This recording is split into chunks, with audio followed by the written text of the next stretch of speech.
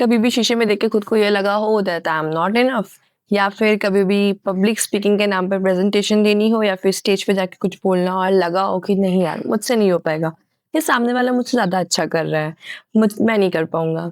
तो welcome to my channel. और आज हम इस वीडियो में जानेंगे कि how to build your confidence.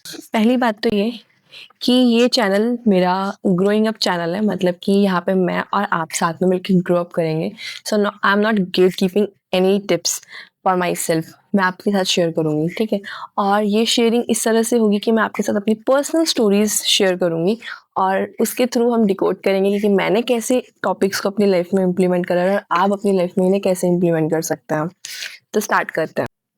तो देखो, पहली चीज़ तो ये है कि हमें ये समझने की ज़रूरत है कि कॉन्फिडेंस एक ऐसी चीज़ है जो कि हम लोग साथ में लेके पैदा नहीं होते हैं, और ना ही ये चीज़ ऐसी है जो कि हमें अचानक से ही मिल जाएगी।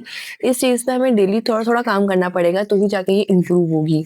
तो बेसिकली मैं अपनी स्टोरीज़ बताऊँगी, अपनी चाइल्डहुड स्टोरीज़ बताऊँगी, क्योंकि हमें पता है कि बचपन की वो एज बहुत इम्पॉर्टेंट होती है हमारे फ्यूचर को शेप करने के लिए। तो मैं वही स्टोरीज़ बताऊँगी कि मैंने किस तरह से अर्ली एज में सीखा था कि मुझे ये चीज़ें इम्प्रूव करनी है और कैसे आज मैं उन चीज़ों पे वर्क करती हूँ और वो इम्प्रूव हो रही हैं धीरे-धीरे, ठीक है।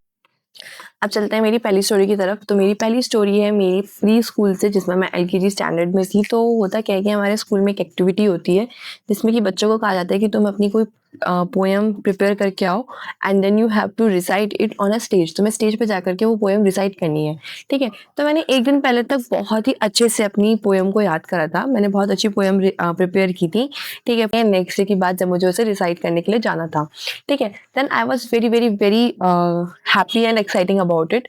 अब होता क्या है कि जैसे ही मेरी टर्न आती है स्टेज पे जाने की और जैसे ही मैं स्टेज पे जाती हूँ, तो होता ये है कि स्टेज उस मोमेंट पे जाकर के जब मैं देखती हूँ कि वहाँ पे बहुत सारे बच्चे खड़े हैं, वहाँ पे टीचर्स भी हैं, वहाँ पे प्रिंसिपल भी है, वहाँ पे मतलब सब लोग हैं, then I was blank out. मैं ब्लैंक हो गई, मैंने जो पढ़ा था, मैंने जो याद किया था, मैं सब भूल गई, ठीक है। I don't know whether it happened with anyone else और नॉट, बट मेरे साथ ये हुआ, ठीक है। फिर उसके बाद तुम एक्सपेक्ट नहीं कर सकते मैंने कैसी पोएम गाई। मैंने पता है कौन सी पोएम गाई, उसके बाद जो मैंने याद की थी वो नहीं आई मुझे याद। मैंने कहा कुछ तो बोलना ही पड़ेगा, तो मैंने पता है कौन सी पोएम गाई, मछली जल की रानी है, जीवन उसका पानी है। तो मैं ये पोएम वहाँ पे बोल के आई हूँ। एंड लिटरली ये बहुत अच्छी बात हुई थी कि क्लास में आके टीचर्स ने सब बच्चों को अप्रिशिएट किया था, भले उन्होंने कैसी भी पोएम गाई हो। और उसके बाद उन्होंने गिफ्ट्स भी दिए थे एंड आई वाज शॉक कि मतलब ऐसी पोएम पे मुझे गिफ्ट मिला। बट ये बच्चों को एनकरेज करने के लिए बहुत अच्छी चीज़ थी। फिर आके सोचा कि मतलब ऐसा क्यों हुआ कि मैंने इतने सारे लोगों को देखा और मैं ब्लैंक आउट हो गई और जो मैंने याद किया था मैंने वो नहीं बोला और कुछ और बोल के आ गई। तो this is the situation which I consider and हम इसे डिकोड करेंगे अभी दूसरी स्टोरी के बाद। अब चलते हैं मेरी दूसरी स्टोरी की तरफ। बेसिकली ये स्टोरी तो नहीं है, बट मैं अपनी लाइफ का एक मोटिव बताती हूँ तुम्हें कि मैं क्या कि तुम्हें काम आए। देखो, वैसे तो मेरी बहुत चुलबुली पर्सनालिटी है, टू बी ऑनेस्ट। तो मेरे साथ क्या होता है कि जैसे कॉलेज हो या फिर स्कूल हो, कहीं पे भी हो और कहा जाए कि हम ये इवेंट करा रहे हैं या फिर हम ये प्रोग्राम ऑर्गेनाइज कर रहे हैं या हम ये ऑर्गेनाइज कर रहे हैं, सो आई वाज द वन जो कि बहुत ही एक्साइटेड होकर अपना हाथ खड़ा कर देगी और बोलेगी कि मैं पार्टिसिपेट करना चाहती हूँ। I am literally the one, ठीक है। और कभी कभी ऐसा होता है कि जब कोई इवेंट हो रहा होता है मैं हाथ खड़ा नहीं करती हूँ, तो मेरी दोस्तें कहती हैं कि आज क्या हो गया तुझे, तू हाथ क्यों नहीं खड़ा कर रही।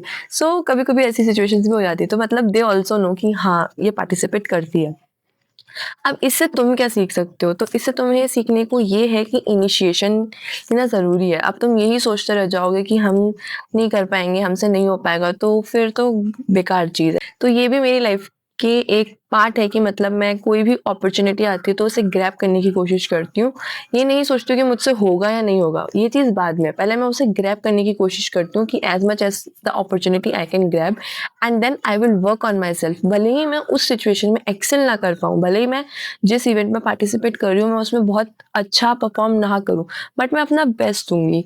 एंड तुम विश्वास नहीं करोगे, जब मैं ये सोचती हूँ ना कि मैं अपना बेस्ट देने की कोशिश करूंगी, वो इवेंट में मैं बहुत अच्छा परफॉर्म कर जाती हूँ।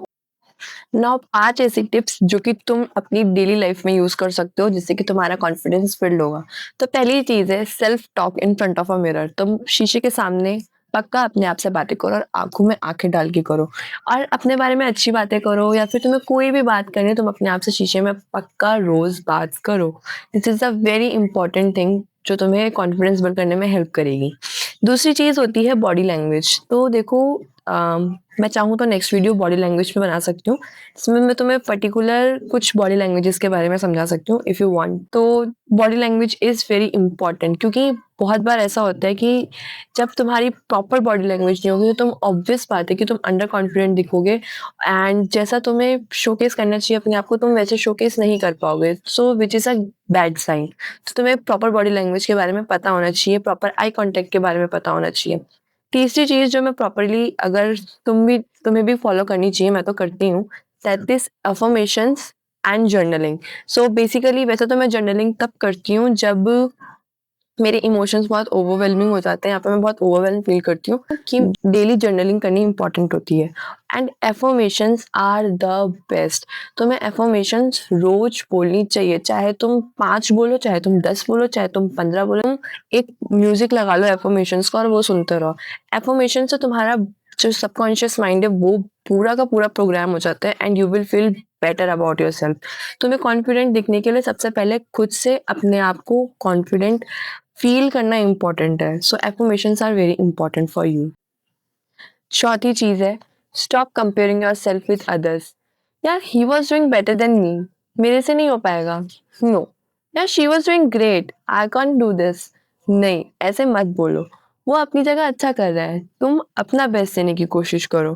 तुम अपने आप से अपना अच्छा परफॉर्मेंस देने की कोशिश करो। ऐसे अगर तुम दूसरों के साथ खुद को कंपेयर करोगे तो तुम अपने आप को अंडर कॉन्फिडेंट फील करोगे। ऐसे दूसरों से कंपेयर करना बंद करो।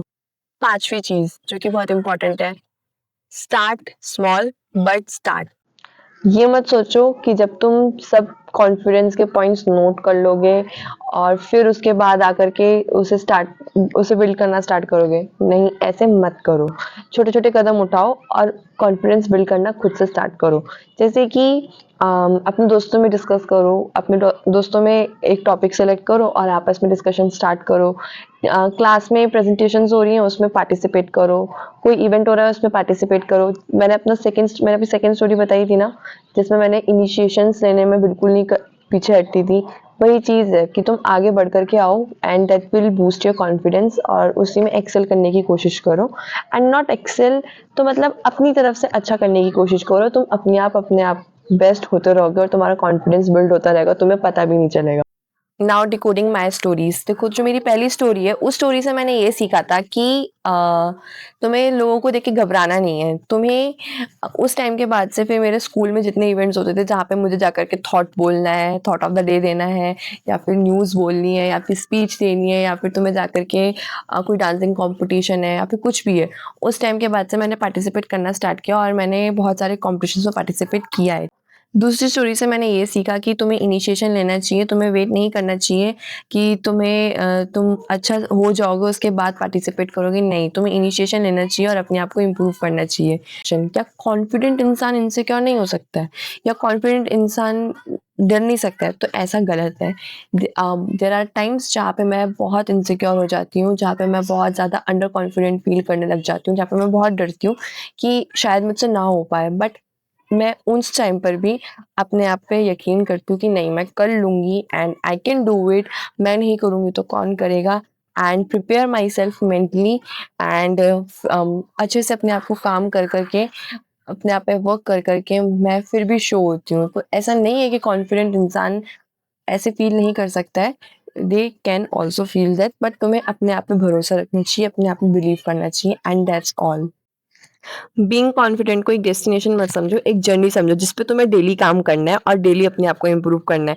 मेरी लाइफ स्टोरीज के थ्रू मैंने अपने आप को इम्प्रूव करा और तुम्हारे साथ मैंने ऑलरेडी 5 टिप्स शेयर कर दी जिसके थ्रू तुम भी इम्प्रूव कर सकते हो और अपने ऊपर वर्क कर सकते हो। नाउ अगर तुम्हें ये कंटेंट अच्छा लगा हो और तुमने इससे कुछ सीखा हो, इस वीडियो को लाइक कर दो, कमेंट करके बता दो, और तुम्हारी कोई स्टोरी है तो वो भी शेयर कर दो। चैनल को सब्सक्राइब करना बिल्कुल मत भूलना, क्योंकि अगर इस जैसी रॉ, रियल और एंथुसियास्टिक और कुछ सीखने वाली वीडियोस अगर तुम्हें चाहिए जिसमें कि मैं कोई चीज़ें गेट कीप नहीं कर रही हूँ और तुमसे साथ अपनी बातें शेयर कर रही हूँ, तो तुम इस चैनल को सब्सक्राइब पक्का कर लो और बेल आइकन प्रेस करना बिल्कुल मत भूलना। और बाकी अगर तुम्हारे पास भी कोई स्टोरीज है जो जिससे तुमने सीखा हो तो उसे कमेंट करके मुझे पक्का बता देना।